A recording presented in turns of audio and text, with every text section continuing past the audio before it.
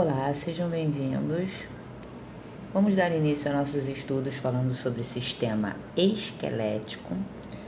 Quando a gente fala em anatomia, a gente normalmente faz diversas divisões diferentes, então a gente divide em esqueleto axial e apendicular, em anatomia sistêmica e anatomia óssea, anatomia radiológica, anatomia fisiológica. Quando a gente separa também para falar de biomedicina, a gente fala de um jeito diferente. Quando a gente separa para falar de enfermagem, a gente fala de um jeito diferente. Então, dependendo da área de especialização, da área de atuação do profissional, ele estuda anatomia focada para alguma parte diferenciada, tá? Então, nós vamos falar um pouquinho sobre o sistema esquelético, que normalmente é um foco mais, logo assim, recém-formado, da galera de radiologia, a galera de fisioterapia, a galera da enfermagem também escuta um pouquinho, mas não foca tanto, tá? Então, quando a gente fala do corpo humano como um todo, a gente tem vários sistemas responsáveis pelos movimentos. Então, a gente vai ter o sistema músculo esquelético, a gente vai ter o sistema articular, a gente vai ter o sistema ósseo agindo os três em conjunto para permitir os movimentos, tá? Então, o sistema esquelético ele vai dar sustentação, o sistema muscular vai realizar os movimentos, a função de suporte e sustentação é executada pelos mais de 200 tipos diferentes de ossos que a gente tem, tá? Então, numa contagem mais específica, a gente tem 206 ossos. Já o movimento é uma função característica do sistema muscular, que é formado por cerca de 600, 700 músculos. Além da sustentação, o esqueleto é responsável pela proteção dos órgãos internos do organismo humano, como, por exemplo, o encéfalo, o coração, que são protegidos pelo crânio e pela caixa torácica. Os ossos também realizam as funções de produção de glóbulos vermelhos na medula óssea vermelha, são células do sangue, e fazem o acúmulo e a reserva de gordura na medula amarela.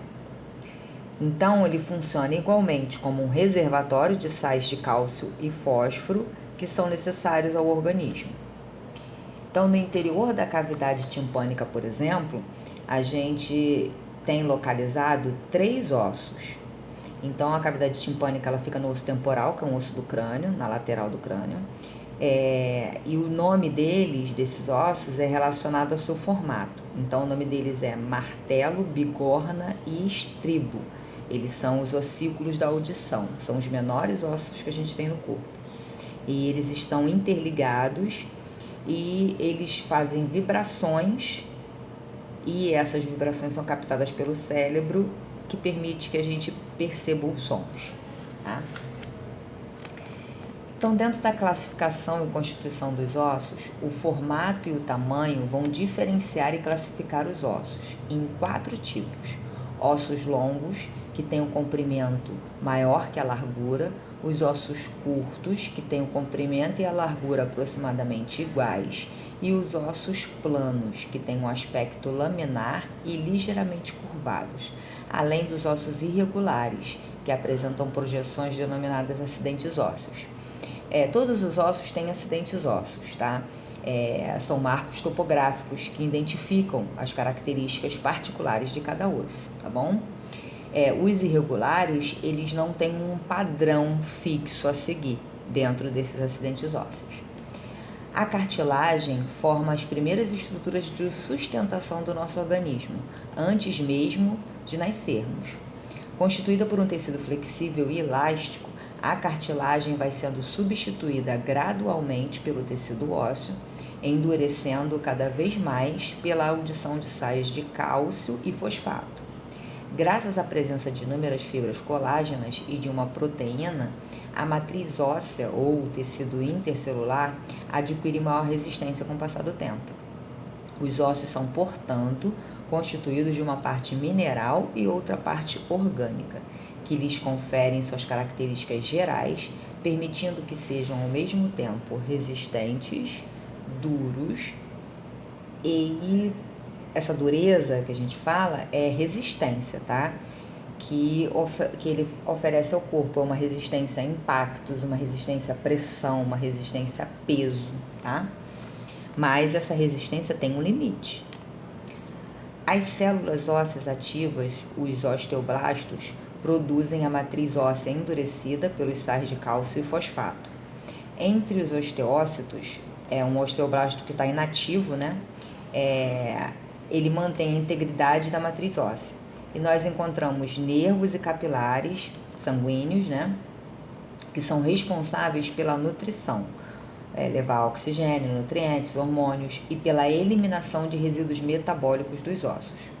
Os capilares e os nervos localizados no interior dos canais neurovasculares, que são os canaizinhos que passam por dentro dessa matriz óssea, através dessa matriz, constituem os osteônios, que são canais que a gente chama de canais de Havers, e dispõem-se longitudinalmente no interior do osso.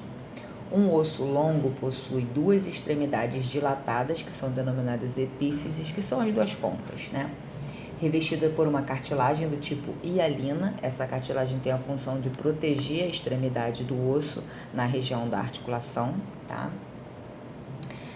A região média do osso é chamada de diáfise, sendo recoberta externamente pelo periósteo, que é uma camada de osso de textura diferente.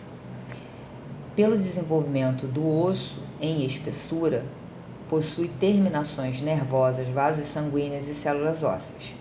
As epífises, em suas estruturas, ela possui muitas cavidades intercomunicantes, interligadas entre si, tá?